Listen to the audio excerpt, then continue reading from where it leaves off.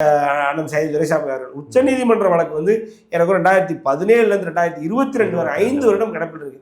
2022 வழக்கு எடுத்து விசாரிக்கும் பொழுது எனக்குரிய 2011 நடந்த தேர்தலுக்கு 2022 வரை இதுக்கு நடுவில் ஒரு தேர்தல் நடந்து முடியுது. அதிலும் ஸ்டாலின் அவர்கள் வந்து வெற்றி பெற்று விட்டார். ஆமா, இல்ல 2016 தேர்தல்.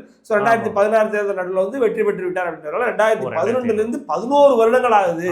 11 வருடங்கள் பார்க்காம என்ன பண்ணிட்டு இருக்கீங்க அப்படின்னு சொல்லி கேட்கும் பொழுது அப்போ உடனே வந்து என்ன பண்றாங்க, சரி இந்த விசாரணை மறுபடியும் ஆரம்பிக்கிறாங்க. மறுபடியும் வந்து அந்த ப்ரொசீடிங்ஸ்லாம் ஸ்டார்ட் ஆகுது. அப்போ 2 அட்ஜர்மெண்ட் ஆகுது.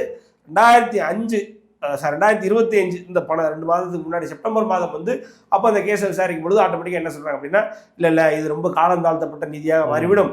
ஸோ அதனால என்ன பண்ணுங்க அப்படின்னா உடனே வந்து இந்த கேஸை வந்து நம்ம முடிச்சிடலாம் அப்படிங்கவும் சைதே துரைசாமி அவர்களுடைய வக்கீல் என்ன கேட்கிறாரு அப்படின்னா, திரு நாயுடு என்ன கேட்கிறாரு அப்படின்னா சிம்பிளா சொல்றாரு, ஐயா 11 வருடம் நீங்க கோட் பண்ண 11 வருடம் முன்னாடி உள்ள கேஸ், நாங்கள் பல விஷயங்கள் இது கேஸுக்கான டேட்டா எல்லாத்தையுமே கேஸுக்கான ஃபைல்ஸ் எல்லாத்தையுமே வந்து தள்ளி வச்சுட்டோம். ஸோ அதனால் வந்து எங்களுக்கு கொஞ்சம் டைம் கொடுங்க, நாங்கள் மறுபடியும் வந்து எல்லாமே எழுத்துப்பூர்வமாக உங்கள்கிட்ட நடந்த விஷயங்கள் எல்லாத்தையுமே வந்து கூறுபட்டு வைக்கிறோம் அப்படின்னு சொல்லி நாங்கள் உங்களுக்கு ப்ராப்பராக என்னன்னு சொல்லி ப்ரொசீடிங்ஸுக்கு தேவையானது எல்லாத்தையுமே வந்து ரிட்டன் ஃபேக்சுவலாக நாங்கள் கொடுக்குறோம் அப்படின்னு சொல்லி கேட்குறாங்க.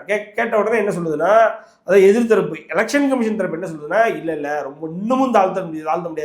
ஏற்கனவே 14 வருஷமாக கிட்டத்தட்ட பார்த்தீங்க அப்படின்னா 2011 2025 14 வருஷமாக நாங்கள் அந்த தொகுதியில் குளத்தூர் தொகுதியில் நடந்த மொத்த பேலட் மிஷின்ஸையும் இவிஎம் மிஷின்ஸையும் வந்து ஒரு இடத்துல எலெக்ஷன் கமிஷனில் ஒரு இடத்துல வந்து பாதுகாத்து அதுக்கு ஒரு போலீஸ் பாதுகாப்போட வச்சுருக்கோம். அதில் ஒரு செவுறு வேற இடிஞ்சு விழுந்துருச்சு. ஸோ அதனால் அது வந்து இதெல்லாம் வந்து கேள்வியை உண்டாக்குது. இப்போது எலெக்ஷன் கமிஷனுக்குள்ள ஒரு ரூமுக்குள்ள போலீஸ் பாதுகாப்போடு இருக்கிற இடத்துல செவுறு இடிஞ்சு விழுந்துருச்சு அப்படின்னா இப்போ எலெக்ஷன் கமிஷன் சொல்கிறதெல்லாம் வந்து ரொம்ப தவறு.